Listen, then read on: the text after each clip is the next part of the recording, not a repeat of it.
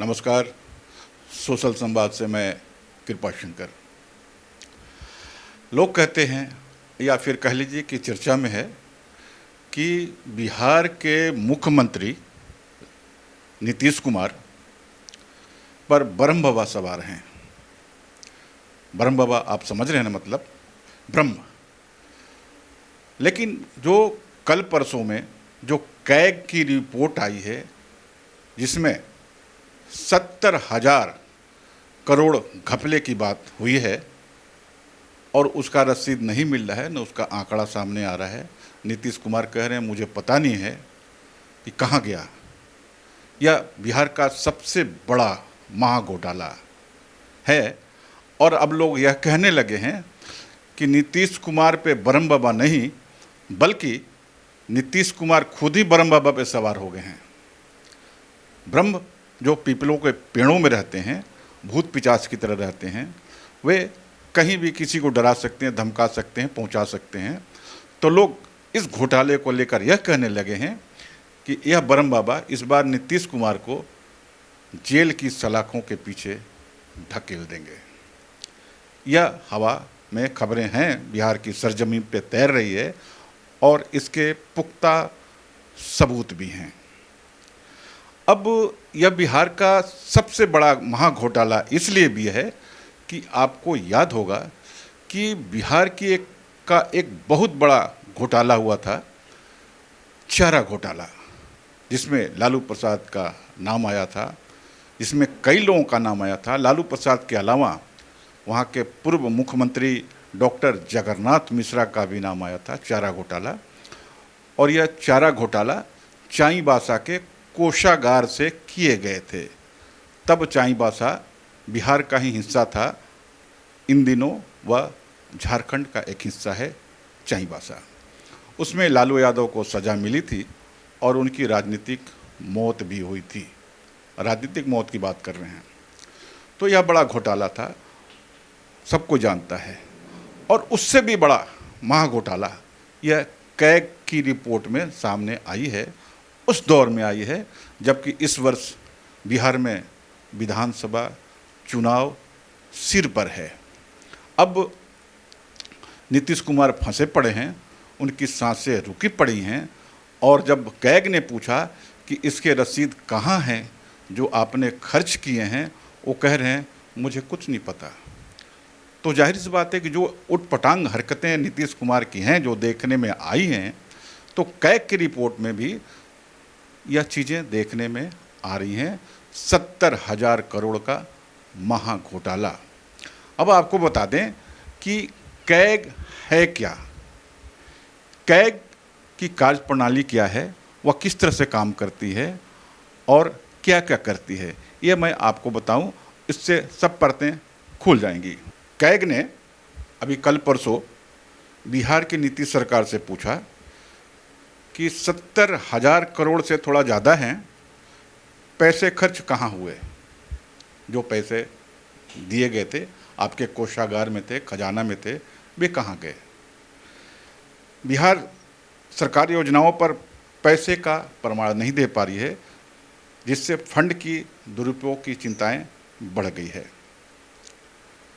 बिहार सरकार 70,000 से जो थोड़ा ज़्यादा हैं कि सरकारी खर्चों का विवरण नहीं दे पा रही है। कैग की ताज़ा रिपोर्ट में बिहार सरकार की खिंचाई की गई है और इस बात को लेकर बिहार में काफ़ी बवाल है। कैग यानी भारत के नियंत्रक एवं महालेखा परीक्षक। कैग एक तरह से सरकारी हिसाब देखने वाला विभाग है। इसका काम ये होता है कि सरकार ने जो पैसा खर्च किया वो सही तरीके से हुआ या नहीं हुआ। कैग रिपोर्ट में देखा जाता है कि पैसा खर्च हुआ तो कहाँ खर्च हुआ, जो योजनाएं बनाई गई थी उस पर खर्चा हुआ या नहीं हुआ, खर्च का रिकॉर्ड सही है या गलत है, कहीं गड़बड़ी या घोटाला तो नहीं हुआ। फिर ये रिपोर्ट संसद या विधानसभा में रखी जाती है ताकि जनता और नेता जान सके कि सरकार ने क्या किया। दरअसल यह जो पैसे होते हैं वो हम सब के होते हैं, लोगों के होते हैं, आम जनता के पैसे होते हैं, जो वह सरकार जो टैक्स में लेती है, जो या हम टैक्स देते हैं, वो पैसे होते हैं जो राज्य सरकार के विकास के काम में आते हैं। अब वे पैसे राज्य सरकार विवरण नहीं दे पा रही है, नीतीश सरकार विवरण नहीं दे पा रही है। गुरुवार को विधानसभा में कैग की रिपोर्ट रखी गई थी, जिसमें दावा किया गया कि जो पैसे बिहार के विकास, स्कूलों, सड़कों और गांवों के लिए दिए गए थे, वे कहाँ गए। और जब सरकार से पूछा गया तो कहा गया कि मुझे कुछ भी नहीं पता। यानी उपयोग प्रमाण पत्र असल में एक तरह की रसीद होती है जिससे पता चलता है कि पैसे कहाँ खर्च और कैसे हुए। लेकिन बिहार में लगभग 50,000 ऐसी रसीदें अभी तक नहीं दी गई हैं। मतलब कि इतने सारे प्रोजेक्ट का कोई पक्का हिसाब ही नहीं है, जैसे तैसे है। ये ठीक वैसे ही है जैसे कभी कांग्रेस में हुआ करता था, जब केसरी जी उसके खजांची हुआ करते थे और वे रसीद नहीं दे पाते थे। कहते थे कि जो केसरी ने कहा वही सही, कोई न खाता और न को बही, जो केसरी ने कहा वही सही। उसी तर्ज पे बिहार सरकार भी चल रही है, लेकिन यह चलने वाला नहीं है, क्योंकि कैग ने साफ कहा है कि जब तक ये रसीदें नहीं मिलेंगी तब तक ये पक्का नहीं कहा जा सकता कि पैसा सही जगह खर्च हुआ है नहीं। सबसे बड़ी बात है कि इससे गड़बड़ी, गबन और पैसा इधर उधर करने का खतरा बढ़ जाता है। सोचिए, 70,000 करोड़ रुपए से ज़्यादा पैसे, इसमें से लगभग 15,000 करोड़ तो 16-17 से पहले के हैं। यानी इतने सालों से हिसाब अब तक अटका पड़ा है। अब सवाल है कि वे कौन से विभाग हैं जो इसमें शामिल हैं। तो इसमें शामिल होने वाले जो विभाग हैं वो है पंचायती राज, शिक्षा, शहरी विकास, ग्रामीण विकास और कृषि विकास। सबसे ज़्यादा गड़बड़ी पंचायती राज में है। यहाँ 28,000 करोड़ से ज़्यादा कोई हिसाब नहीं है। इसके बाद शिक्षा विभाग है, जहाँ लगभग 13 करोड़ रुपए का पता नहीं है। ये सब वो विभाग हैं जिनका काम गांव, स्कूल और खेती से जुड़ा हुआ है। ऐसे में अब इस रिपोर्ट ने बिहार के सियासत में हलचल मचा दी है और हर जगह सवाल उठ रहे हैं। सरकार से सीधे सवाल किया गया है कि पैसे आखिर कहाँ गए, गबन हुआ तो कैसे हुआ, किसने कहा। तो आफत मची पड़ी है और जवाब देना नीतीश कुमार के लिए मुश्किल हो रहा है। तो अब राजनीतिक कयासबाजी जारी है, अटकलें जारी हैं। लोग यह कह रहे हैं कि इसमें मुमकिन है कि केंद्र सरकार की साजिश हो, चूँकि यह उनकी हरकतें हैं, उस तरह से वे करते हैं काम और उसका एक हिस्सा है। यह खबरें आ रही हैं तैर के, और यह भी तैर के खबर आ रही है कि ऐसा करके अब नीतीश कुमार को ब्लैक किया जाएगा। ब्लैक किस बात की? क्योंकि केंद्र सरकार यह चाहती है कि नीतीश कुमार बिहार छोड़कर दिल्ली आ जाएं और दिल्ली में एक सीट उनके लिए अभी सुरक्षित है, रखा गया है, झाड़ पोंछ दिया गया है, फूल माला चढ़ा दिया गया है, बैंड बाजे बुला लिए गए हैं और उस पर आके नीतीश कुमार बैठ जाएं।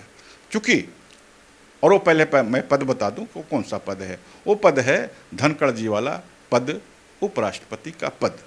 ऐसा क्यों? इसलिए कि केंद्र सरकार चाहती है कि नीतीश कुमार बिहार छोड़ें। बिहार उनसे नहीं चल रहा है। बिहार में पैसे आए और कहाँ गए जब यही उनको पता नहीं है, तो क्या क्या विकास हुआ वे क्या बता पाएंगे।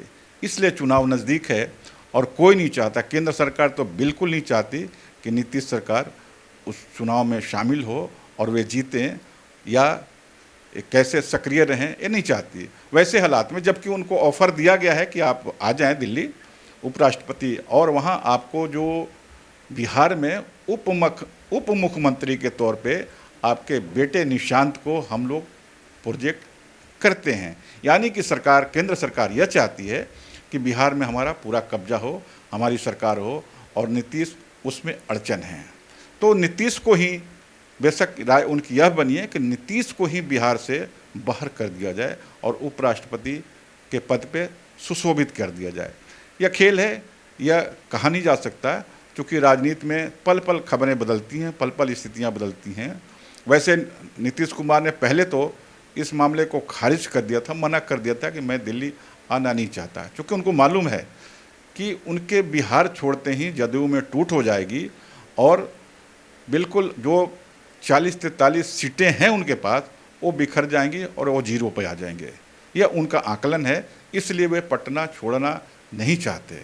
तो बहरहाल अब जो स्थितियां हैं, जो इस 70,000 करोड़ का जो घपला, कैग का घपला जो सामने आया है, तो हो सकता है कि उसके प्रभाव में नीतीश कुमार आ जाएं और वो दिल्ली की तरफ रुख करें।